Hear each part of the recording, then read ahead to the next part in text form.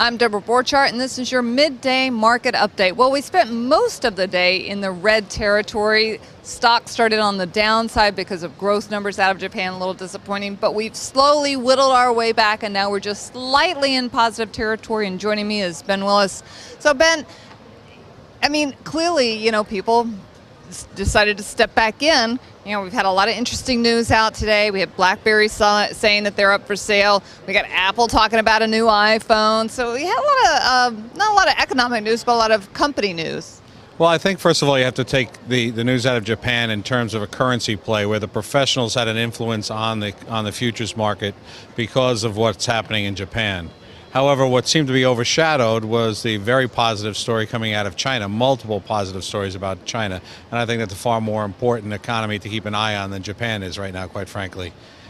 That you also had the polar opposites of a market of the professionals trading pre-market, and albeit very slow trickle, the retail investor is still here. They're still looking to buy the dips, and I think that's what you witnessed, again, but on very light volume. It's hard to really read the tea leaves with such light volume. We also saw a movement in crude. We started to see that pull back. Now, I know that you're a big crude follower. What can we take away from that? Crude is not trading on any fundamentals, in my opinion. It's trading on the fundamental, if you will, of dollar flows.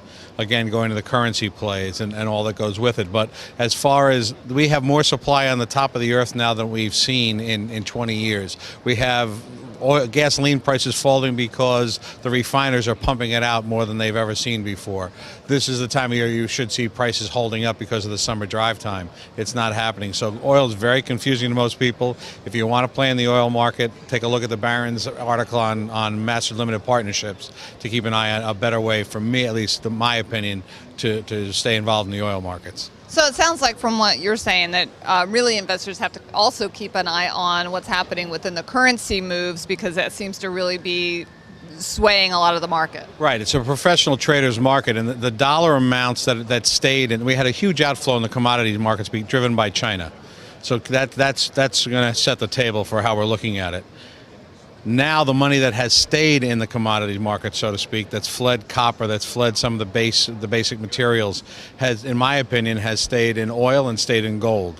They're not really trading on any kind of rhythm that you can find in a fundamental basis. It's trading on dollars that need to stay exposure in the commodity markets. So a very dangerous game if you're just looking at it from a fundamental consumer buying what you know kind of look. That's why I look at the master limited partnerships. They get paid regardless of the price of the oil going through the pipes.